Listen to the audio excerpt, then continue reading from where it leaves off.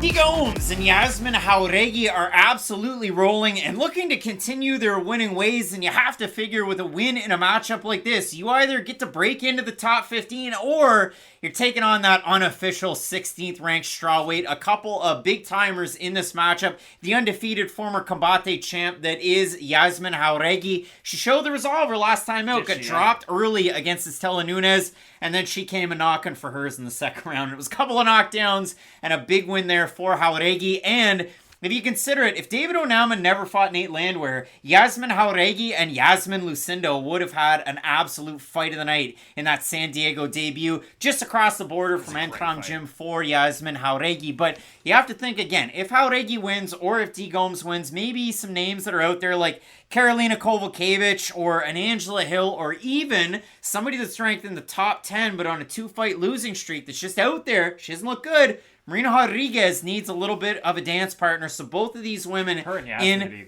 a prime opportunity. You look at it for D. Gomes in the debut. She loses to Loma Lookmanme, and that was an odd one because they both got into some of the grappling, but Loma was able to win out in a lot of those exchanges. Gomes, her last time out, fought like we saw her when she was on the regional scene, even before Contender Series. Gomes taking on Bruna Brazil, the really polished former soccer player, but also rangy striker. D. Gomes just walks her down, lands the big shot. It drops Brazil, some crazy ground and pound.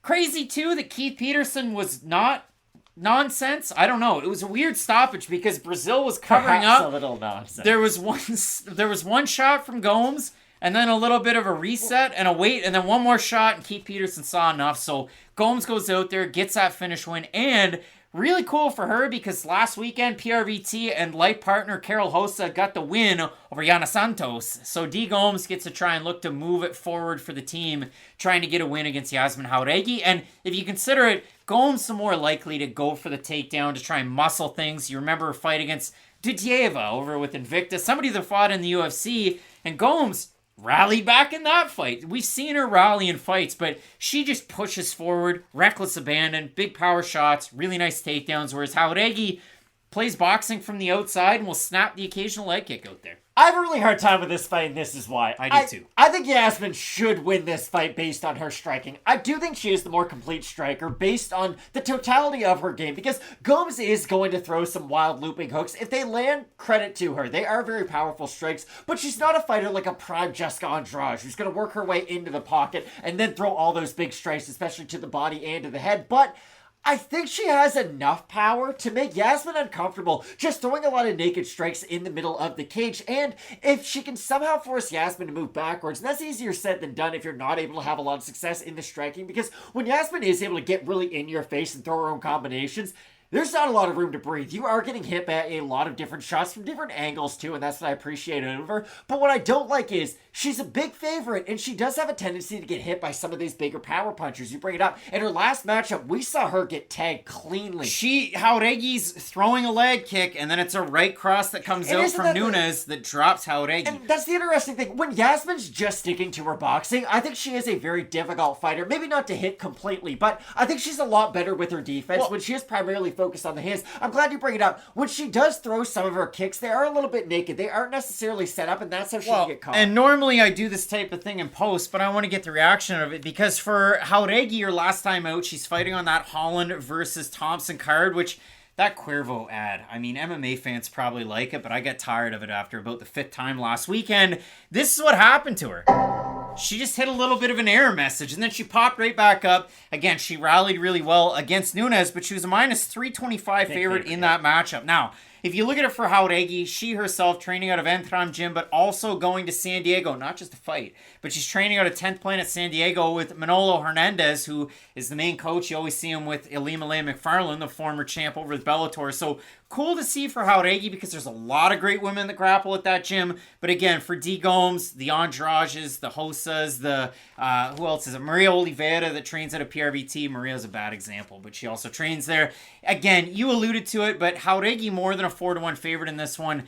The trouble I have is Jauregui will throw the occasional leg kick out there, but she's primarily a boxer, and we saw it work great for her when she was with Combate. She did have to fight out of some tough positions when she got backed up against, we'll call it with Combate an imaginary black line, but in the UFC's octagon, the black line where you're, just feet away from the cage. Gomes, somebody that pushes a pace, throws a lot of kicks, and is powerful with the takedown. She definitely has a good opportunity in this matchup, although the odds are swayed Jauregui's way. We have a look at the fan vote, Matt.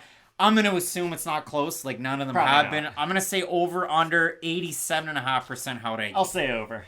And it's over. So 1,011 total votes, 91% or 94% Jauregui, 79% by decision for the 6% that have Gomes, 45% by decision.